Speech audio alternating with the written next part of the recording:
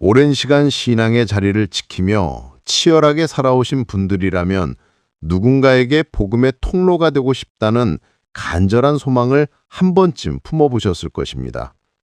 나를 통해 한 영혼이 주님께 돌아오는 기쁨은 그리스도인에게 그 무엇과도 바꿀 수 없는 커다란 자부심이자 영광이기 때문입니다. 그런데 가끔은 나의 이 뜨거운 열심과 확신이 오히려 누군가에게는 넘기 힘든 거대한 벽처럼 느껴질 때가 있습니다. 나는 분명 사랑을 전한다고 믿었는데 상대방은 오히려 뒷걸음질 치며 마음의 문을 닫아버리는 안타까운 상황을 마주하기도 합니다. 헌신과 노력이 부족해서가 아니라 어쩌면 통로가 되어야 할 나 자신이 너무나 견고하게 서 있어서 하나님의 본질적인 사랑이 흐를 공간을 막고 있는 것은 아닌지 깊이 고민해 보게 됩니다. 오늘 이 시간에는 수많은 신앙인 중에서도 하나님께서 유독 귀하게 쓰시는 진짜 구원의 통로들이 가진 세 가지 비밀에 대해 나누어 보고자 합니다. 나의 신앙이 타인을 향해 맑게 열려 있는지 아니면 나만의 의로 꽉 막혀 있는지를 정직하게 비추어 보는 귀한 성찰의 시간이 되기를 소망합니다. 첫 번째로 하나님께서는 자신의 거룩함을 과시하기보다 기꺼이 죄인의 곁을 선택하는 사람을 구원의 통로로 사용하십니다.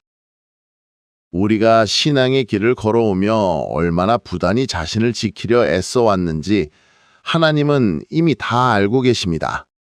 세상의 거친 유혹 앞에서 무너지지 않으려 발버둥 치고 조금이라도 더 정결한 모습으로 주님 앞에 서고 싶어 했던 그 간절한 마음을 하나님께서는 결코 가볍게 여기지 않으십니다.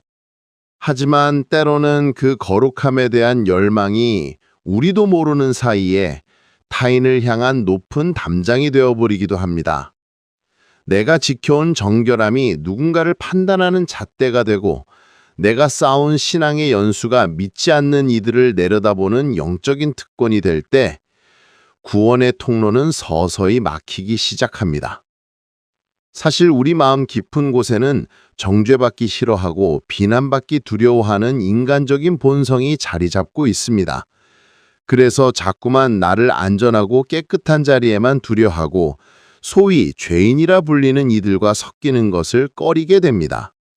그러나 우리가 진정으로 바라보아야 할 모델인 예수님께서는 결코 화려한 성전의 높은 보좌에만 머물지 않으셨습니다. 주님은 당대의 종교 지도자들이 혐오하며 멀리했던 세리와 창녀, 그리고 소외된 자들의 비루한 식탁 한가운데로 기꺼이 걸어 들어가셨습니다. 그곳은 결코 우아하거나 향기로운 자리가 아니었을 것입니다. 사람들의 한숨과 비린내가 섞인 거친 삶의 현장이었지만 주님은 그곳에서 그들과 눈을 맞추며 친구가 되어주셨습니다. 하나님께서는 당신의 손이 얼마나 정결한지보다 그 손이 누구를 향해 뻗어 있는지를 더 중요하게 보십니다. 상처 입은 영혼을 어루만지느라 흙이 묻고 눈물에 젖은 당신의 투박한 손이야말로 하나님께서 이 땅에 당신의 사랑을 흘려보내시는 가장 귀한 통로가 됩니다. 내가 거룩해지는 목적은 세상과 구별되어 홀로 빛나기 위함이 아니라 세상의 가장 어두운 구석으로 기꺼이 들어가 그곳의 고통을 함께 견뎌내기 위함임을 잊지 말아야 합니다. 당신이 기꺼이 낮은 곳의 냄새를 견디며 그들의 곁을 지키기로 결단할 때 하나님께서는 당신을 통해 세상이 감당할 수 없는 강력한 구원의 역사를 시작하실 것입니다. 두 번째로 하나님께서는 정답을 서둘러 강요하기보다 타인의 고단하고 아픈 질문들을 끝까지 함께 견뎌주는 사람을 사용하십니다. 우리는 누군가 극심한 고난과 슬픔 가운데 있을 때 그를 위로하고 싶다는 순수한 열망으로 가득 차곤 합니다.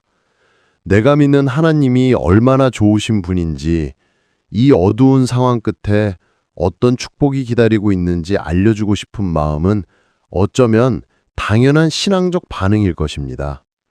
하지만 우리가 명심해야 할 사실은 상대방의 절망적인 물음을 가로막으며 성급하게 성경 구절을 인용하거나 교리적인 해답을 내놓는 행위가 때로는 그들의 영혼에 더 깊은 상처를 남길 수도 있다는 점입니다.